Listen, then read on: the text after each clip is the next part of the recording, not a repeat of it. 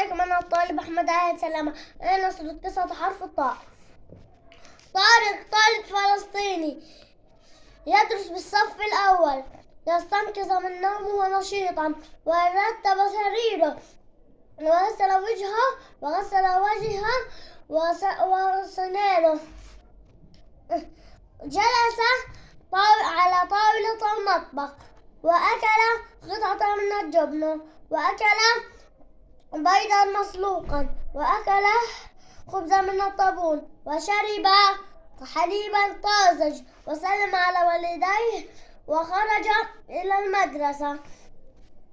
في الطريق التقى بفاطمة وطلال وصار معهم إلى المدرسة.